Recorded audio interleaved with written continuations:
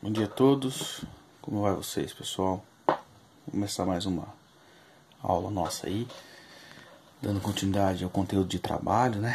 Então nós vimos conceitos envolvendo atrito, né? E agora retornamos aí trabalhos e forças variáveis. Bom, primeiramente a gente precisa fazer um destaque, relembrar, né? O professor tinha comentado, né?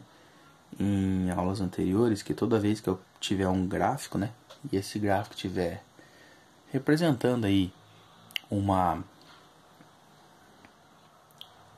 variação, né, ou seja, um desenho, eu preciso fazer o cálculo da área, tá? Toda vez que tiver o cálculo da área, eu vou ter o trabalho. Lembrando que trabalho é a força vezes o deslocamento vezes o cosseno. Então a gente relembra aqui, né?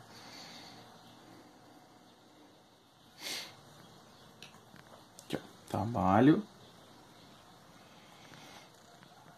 é igual a força vezes o deslocamento vezes o cosseno. Então é válido apenas para determinar o trabalho realizado de uma força constante. Então seria uma força aí constante, linear, tá? Então, por exemplo, uma pessoa, né, vai puxar uma carga e essa pessoa faz lá 50 newtons de força. Então seria uma pessoa aí praticamente programada, né, perfeita, né? Não tem variação. Uma pessoa que vai deslocar vai fazer uma força constante de 50 newtons, né? E essa força constante aqui não tem variação. Então, o que acontece? Conforme aumenta-se a distância, né, o espaço, aumentando o espaço percorrido, mantém-se uma força constante, ok?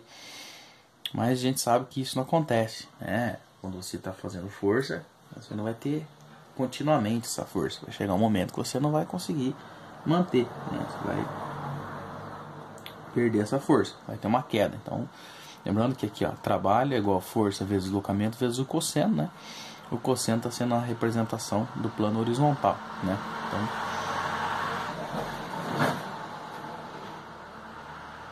plano horizontal. Beleza. É válido apenas para determinar essa força constante, como o professor comentou aí. Então, para responder a uma pergunta, né, imagine a seguinte situação. Uma força está em modo constante aplicada num corpo qualquer. Ao lado é representado o diagrama, né, do modo da componente dessa força, né, diretamente proporcional ao seu deslocamento. Então, a gente observa o seguinte. Aqui é o eixo X, né?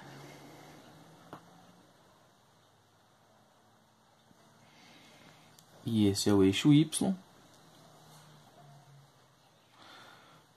No eixo X eu tenho o plano horizontal, como a gente está observando aqui, né? E no plano Y eu tenho o plano vertical, que seria representado por força, e o deslocamento. Então mostra que quanto maior o deslocamento, né, essa força está sendo constante.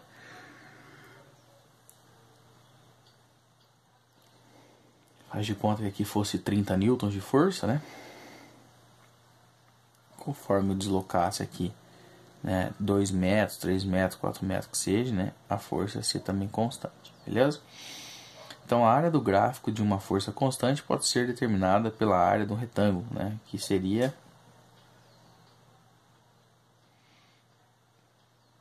base vezes altura, né? Bom, então a área seria força vezes a variação do espaço, né? Porque área base vezes altura, tá? Ou altura vezes base, tanto faz aí a ordem. Então, em resumo, né, nós temos essa aqui. Trabalho é igual aproximadamente a área, né? Seria toda vez que você tiver deslocamento e força, nós vamos fazer sempre o cálculo da área. Bom, aí agora nós temos um exemplo, né, uma representação aqui um pouquinho diferente.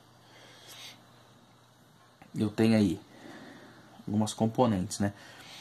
Então, ó, na equação, a pequena letra n colocada acima do sinal é igual expressa que essas grandezas são somente iguais em números e a sua unidade de medida são diferentes. Então vamos entender o seguinte, ó. Aqui eu tenho o eixo das abscissas, que seria o eixo X, né? O eixo das ordenadas, que seria o eixo Y. E eu tenho duas áreas. Uma área no plano superior, acima do eixo X, né? E uma área no plano inferior, abaixo do eixo X também. Então, aqui eu tenho um trabalho positivo, aqui eu tenho um trabalho negativo. Então, ó, nesse caso, em que as forças aplicadas em um corpo têm intensidade variável, podemos calcular o trabalho por área realizado. Também pelo fato gráfico, né, isso deve ser feito somando todas as áreas, né, se for para cima, né, e subtraindo todas as áreas. Então, o que acontece? Note que essa área número 1, ela é uma área positiva. Essa área número 2, ela é uma área negativa. Então, significa que houve uma perca. Se houve essa perca, eu preciso fazer a subtração. Então, eu tenho que diminuir, né, o valor de cima pelo valor de baixo. Aí eu vou ter a área resultante, né? Então, seria aqui, ó. Áreas acima do eixo X são determinados trabalhos positivos. A área abaixo do eixo X são chamados de negativo. Então, bem importante essa citação aí também. Bom, então em forma de diagrama, né, nós temos aí a definição dada aí anteriormente, né? Trabalho é igual a área 1 menos a área 2, ou seja, a área positiva menos a área negativa, tá? Trabalho realizado pelas forças elásticas. Então nós tínhamos estudado a constante elástica, né? A forma da constante elástica mostrava um corpo que ele estava em repouso, depois de de uma força aplicada a ele, teve uma elasticidade, ou seja, um distanciamento, né? Nós falamos o alongamento, né, dessa mola, tá? Ou a compressão da mola, tá? Então, vai trazer alguns modelos aqui pra gente. Para determinar o trabalho da força elástica, vamos considerar uma mola de constante K, né, constante elástica, inicialmente seu comprimento natural. Então, você tem uma mola aí natural, tá? A gente chama isso aqui de... Isso aqui seria o X inicial. X inicial. Então, a mola tem propriedades elásticas decorrentes de características maleáveis do metal. Muito bem. Aí agora vai ser feito uma compressão, nesse caso aqui, ó. Nesse primeiro houve uma distensão, nesse houve uma compressão. Então, por exemplo,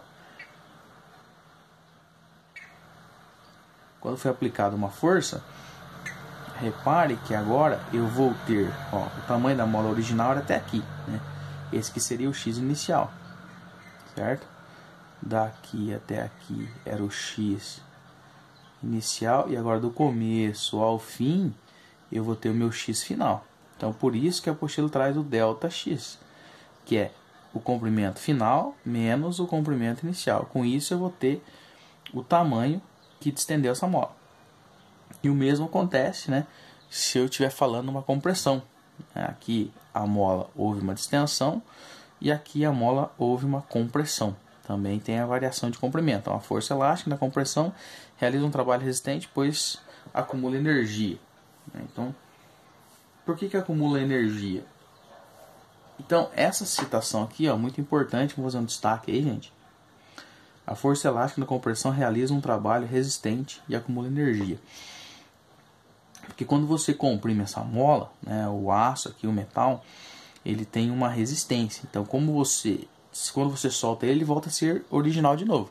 Mas como você comprimiu essa mola, essa compressão está acumulando energia. De tal forma que se eu tirar a mão aqui, esse bloco volta a se distender novamente, né? Então, temos a energia acumulada, digamos assim, né? Observe que na seguinte situação, né, o deslocamento e a força elástica têm sentidos opostos, né, sentido contrário. Logo, na compressão e na elongação, a força elástica realiza um trabalho resistente. Por que resistente? Porque acumula energia, tá? Acumula energia. Beleza. Acumula energia. Após a compressão, né, a mola pode ser relaxada, né, essa própria forma elástica, e volta a ser do seu tamanho original. Então, ela vai e volta e continua sendo original. Então, a força restitui, né, o seu formato natural. A força elástica realiza um trabalho potente. Então, o trabalho resistente quando acumula energia. Trabalho potente quando tem perca de energia. tá bom? Então, ó, note agora que nesse caso o deslocamento e a força elástica têm sentidos iguais. Assim, na restituição da mola ao seu comprimento natural, a força realiza um trabalho potente e, portanto, será positivo, tá? E aqui está novamente, né, a lei de Hooke, tá? Lei de Hooke, constante elástica que multiplica a variação, tá? Lei de Hooke. Muito bem.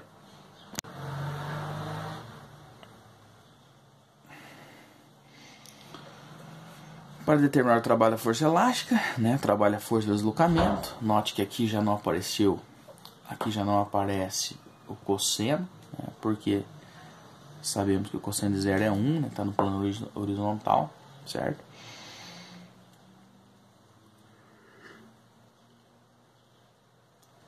Não pode ser utilizado uma vez que a força elástica é constante. Muito bem. Aqui, galera, quando eu tenho aquele gráfico linear, né, essa fórmula aqui, ó, quando eu tenho um gráfico nesse sentido assim, eu tenho força e eu tenho deslocamento. Quando eu tenho uma força constante, eu uso essa fórmula. Quando eu tenho uma força que não está constante, que nesse caso aqui, ó, exemplo de um triângulo, né, eu vou utilizar a fórmula como o professor falou. Qual que é a fórmula do trabalho? A gente já sabe que trabalho, o que é trabalho? Trabalho é aproximadamente a área, tá? Apareceu aqui, área. Então, se trabalho é aproximadamente a área, eu vou ter que utilizar a área do triângulo retângulo. Base, altura, dividido por 2. Base vezes altura, dividido por 2. Então, nesse momento, aqui é a fórmula da força. Qual que é a fórmula da força? Constante elástica vezes a variação do deslocamento. Certo? Vezes a altura dividido por 2. Então, você vem aqui na fórmula. Tá? Né? Base, quem que seria a nossa base? Δx vezes a altura, quem que seria a altura? K vezes Δx, né? Traduz uma linguagem mais simples aí, professor. Ó. Então seria trabalho é igual variação vezes a força dividido por 2. E a nossa força é a lei de quem? De Hooke. Ó, lei de Hooke, tá? Muito bem. Então foi feita distributiva e automaticamente utilizamos a fórmula aí da área. Então você tem que saber que apareceu figura geométrica aí, área. Ok? Vamos para mais algumas curiosidades, né? Como visto anteriormente, esse trabalho pode ser resistente, né, negativo, no alongamento ou compressão positiva. Motor, né? A restituição do comprimento natural, levando em consideração essas condições, temos um trabalho da força elástica que pode ser igual. Então, se a mola for comprimida, o sinal vai ser negativo. Se a mola for distendida, vai ser positivo. Anota aí, por favor. Tá? Muito bem. Aí tem alguns exercícios modelo aqui, nós vamos fazer, né? Vou mostrar para vocês aí esses dois exercícios de modelo. Vamos lá.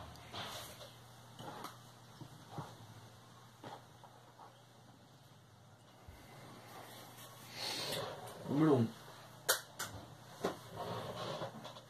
Diz assim: um estudante construiu um gráfico do modo da força realizada em função da deformação de uma mola em centímetros.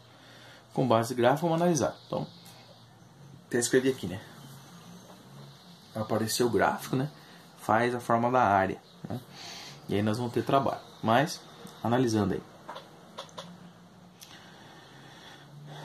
Eixo X, eixo Y, o eixo X está sendo comprimento, né? O eixo Y está sendo força. Então eu tenho 2, depois eu passo para 6, depois eu tenho 20 e 60. O que significa? Que em 2 centímetros foi feito 20 newtons de força. 6 centímetros foi feito 60 newtons de força. Ótimo. Então a constante elástica vai ser de que jeito? Você vai pôr a fórmula da força, né? Força igual a constante elástica vezes variação do espaço. Então, se eu colocar, vou escolher isso aqui, ó, força de 20 é igual a constante elástica que multiplica 2 vezes 10 a menos 2. Por que 2 vezes 10 a menos 2? Foi feita a divisão por 100, tem que ser em metro, tá? Então, por exemplo, 2 dividido por 100 é 0,02, que é 2 vezes 10 a menos 2. está multiplicando, passa dividindo e achamos a constante elástica. Ok? Posteriormente, encontrarmos a constante elástica, aí nós vamos colocar a fórmula do trabalho. E aí a apostila deixa claro aqui, ó, se essa forma é a área de um triângulo, né, trabalho é igual a área. Vamos ver, trabalho é igual a área. Então, 6 vezes 10 é menos 2, né, vezes 60. Por quê? Porque ele pega o tamanho total aqui, ó, tá vendo? Base, comprimento total, 6. A altura, 60, né, dividido por 2. Lembrando que é o mesmo esquema. O 6 foi feito 6 dividido por 100, que era centímetros, né? Metros, que é 6 vezes 10 a menos 2. Beleza? Então tá aí. Próximo modelo. Exercício 2 aí. Bom, de cara eu já vejo que eu tenho um trapézio, né?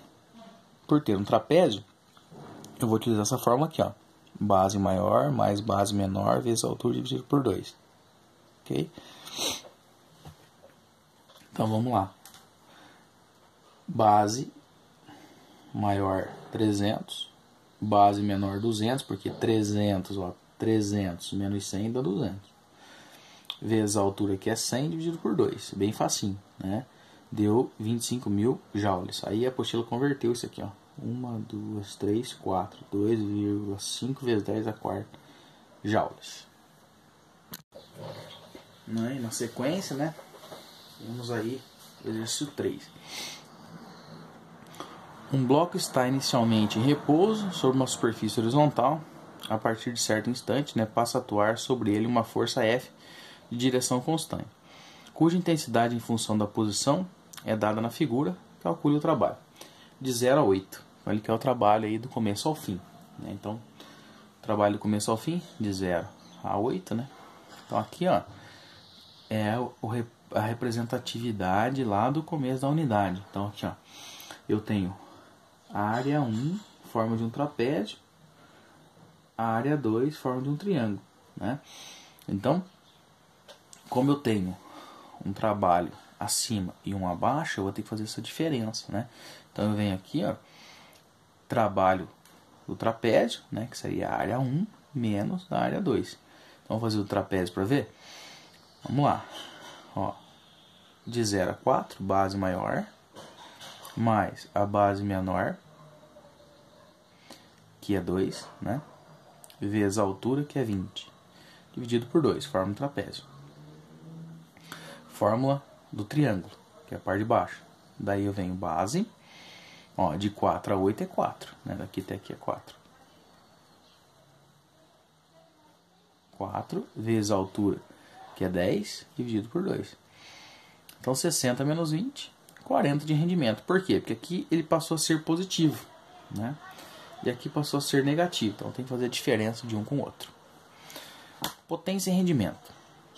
Então, esse assunto aqui é um assunto bem interessante, né? Bem importante também, o conceito aí de potência e de rendimento de força. Não existe máquina ideal, né? Então, toda energia produzida não vai ser toda essa energia consumida, digamos assim. Então, uma máquina ela tem perca de calor, uma máquina tem perca de rendimento, né? Então, nem toda a energia que ela produz, né, ela vai ser utilizada aí instantaneamente, né? Vamos lá tentar identificar então aí essas diferenças. Primeiro, imagine que em um dia de tempestade, o elevador de um edifício deixou de funcionar por falta de energia elétrica. Nesse momento, dois irmãos gêmeos, Rodrigo e Rafael, moradores do 8º andar, chegaram ao térreo e decidiram subir as escadas para chegar ao apartamento. Para tornar a tarefa mais divertida, um deles decidiu subir as escadas correndo, enquanto o outro subiu andando. Depois que os dois se encontraram no 8º andar, aquele que subiu as escadas correndo comentou que estava exausto, enquanto o outro afirmou estar descansado.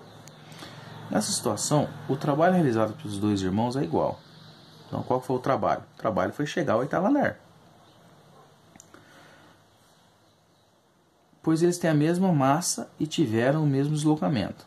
Assim, a grandeza do trabalho é insuficiente para justificar o fato de um irmão estar mais cansado que o outro. Nesse caso, temos que levar em consideração o tempo em que o trabalho é realizado. Essa grandeza, que determina a rapidez com que um trabalho é realizado, é denominada de potência. Aqui também a definição de motores, né? Então, eu sempre dou esse exemplo em sala de aula aí. Então, os dois gêmeos, né, têm a mesma massa, né? Eles chegaram no mesmo destino. Então, eles realizaram o mesmo trabalho. A diferença dessa realização de trabalho é que um gêmeo fez isso no menor intervalo de tempo. É aquele exemplo clássico que o professor fala. Um Fusca e uma Ferrari, né? Os dois chegam a 100 km por hora. Os dois realizam o mesmo trabalho, que é chegar a 100 km por hora. A diferença é que a Ferrari chega a 100 em muito menos tempo, né? Então é isso que está a diferença. Tem maior potência, beleza? Então potência é uma grandeza escalar, né? Um valor numérico, definida pela rapidez com que o trabalho é realizado, ou com que essa energia é transferida ou transformada. A potência apresentada como Watt, né, é a medida em watts de potência por segundo, ou seja, joule por segundo. Então, em definição, né, nós vamos fazer exercícios, né, para se tornar claro, mas a fórmula, né, usual da potência média seria isso aqui. Ó. Potência é o quê? O trabalho na variação do tempo. Né? Então, potência é o trabalho na divisão de tempo. Então, o que define um corpo ser mais potente que o outro é realizar esse trabalho no menor intervalo de tempo. Então, quanto maior a potência, menor o tempo. Por isso que é uma grandeza inversamente proporcional nesse caso aqui. Beleza? Muito bem. Então, potência é igual ao trabalho sobre variação do tempo. Né? A escala usual é o watt de potência, como a gente já observou. Esse parágrafo é muito importante, né? Em que potência e trabalho é variação do tempo. Nós temos a unidade de potência é o watt, é determinada pela razão, ou seja, divisão entre a unidade de tempo e o joule, a unidade de segundo. No entanto, em diversas aplicações relacionadas à engenharia, né, em especial à indústria automobilística, são adotadas outras unidades, como horsepower, ou seja, HP, somente em náutico também o pessoal usa muito isso, né? Ou cavalo-vapor. Apesar da palavra horse significar cavalo, essas unidades são diferentes, né? E lembrando que um HP equivale a 746, então um HP equivale a 746 watts, e um cavalo-vapor corresponde a 735 watts, né? A diferença é que o cálculo do primeiro foi feito com base no sistema inglês, né? E a medida em libra e pés. E o segundo, né, no sistema métrico, em quilogramas de metro. Bom, aí nós vamos fazer uns cálculos para representar tudo isso. Aí chegamos à parte de rendimento. Também interessante aí, né? Em nosso dia a dia utilizamos inúmeras máquinas com finalidades e funções diferentes. Todavia, toda máquina tem como princípio de funcionamento a realização de um trabalho, no qual se observa a transformação de uma energia em outra. O liquidificador transforma energia elétrica em energia de movimento. Uma pilha transforma energia química em energia elétrica. O chuveiro elétrico transforma energia elétrica em térmica. O motor de um carro transforma energia química em energia térmica. E em seguida em energia de movimento, ou seja, transformação de energia. Né?